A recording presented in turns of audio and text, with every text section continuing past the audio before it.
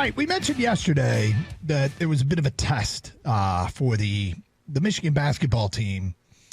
They had a test last night, but it was as much of a test for Hunter Dickinson as it was for the entire team. You don't want to make it all about one guy, but this guy is a freshman, 7-footer. He's a big who knows he's a big. He embraces being a big. He plays like a big. And he looks like he has potential to be a dominant big. He's put together an incredible stretch of games, but he hasn't faced one of the conference's, better bigs. And last night, he came up against a fellow 7-footer in Liam Robbins, who had come off a 27-point performance against Ohio State. He had put together, a stretch of games where he was scoring in double figures. I'm like, all right, let's see a little bit more of Hunter Dickinson going against a guy his size in Roberts. And it was no contest. I think Liam Roberts scored the first 5 points, might have been the first 5 points for Minnesota, and didn't score the rest of the way. And Hunter Dickinson had a career high 28 points. The Michigan schedule is one that's simply not been amongst the toughest in the Big Ten. It just hasn't. It's about to get tougher. It's about to get much, much tougher. And they're about to go through the stretch that every Big Ten team's going to have to go. The conference is loaded. It's absolutely loaded. At the beginning of the year, I said this team has a chance to go 11-0, and they are now 10-0. I didn't think they'd look this good doing it. They have blown out back-to-back top 20 opponents in Northwestern and Minnesota. But they might have really discovered something in Hunter Dickinson. And Gator, I think everybody, when Juwan Howard was hired, there were two things, I shouldn't say everybody, that I believed he'd be very good at. One is recruiting. I thought he'd be able to recruit. And two is coach bigs.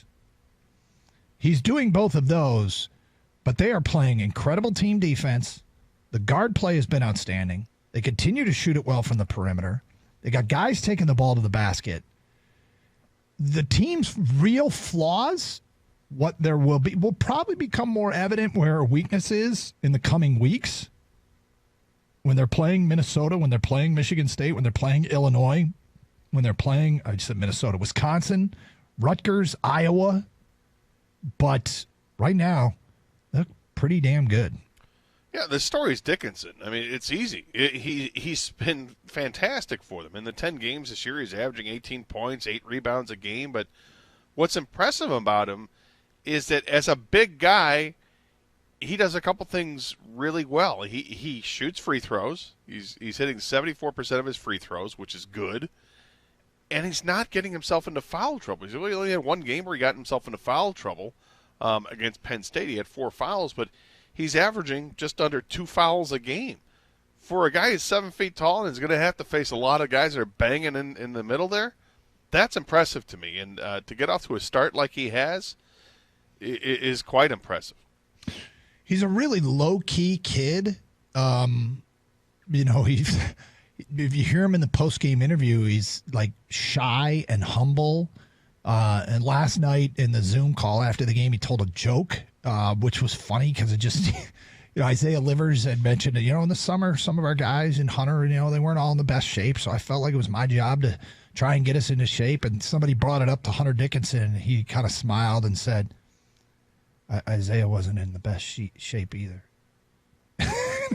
That he kind of smiled, and it was like, this kid's so he's so quiet and reserved, and yet he plays the way he's playing the game. He's just, I don't know, man. I felt like the day of the big was going away, like the legit center, and this Hunter Dickinson is a center. Well, the way he's playing, he could be one and done. He could be. What was the bet, Kang? Did you and Evan make a bet about him?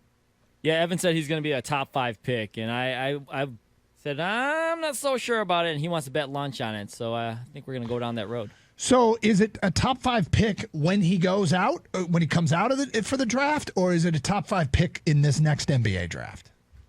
I think it had to be whenever he comes out, but I'll take the this year to be safe, and if he doesn't come out, I automatically win. Evan, you think top 5 pick when he comes out or this draft? Yeah, this draft. He's done. He's a one and done. You think he'll be There's one no and done? doubt. If you're averaging 20-something as a freshman, go Yeah. pro, right? Oh, absolutely, go pro. And no, Kang wouldn't take the bet. He knows that I'm right. So. Oh, I think he is taking the bet. Oh, you took it?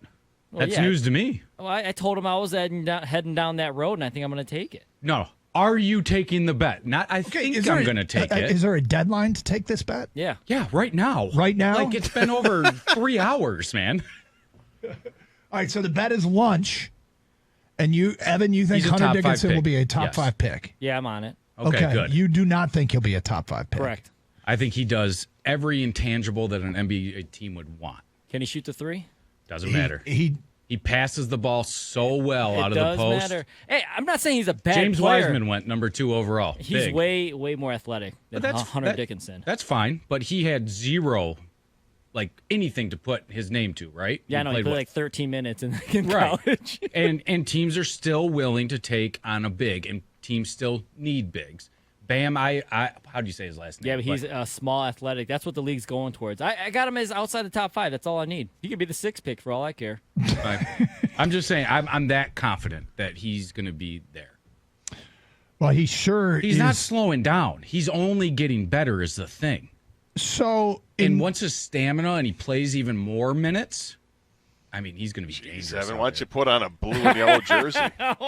Well, I mean, I can honestly say that a kid's a great basketball player. It has nothing to do with the fact that I hope he loses every single game that he ever plays.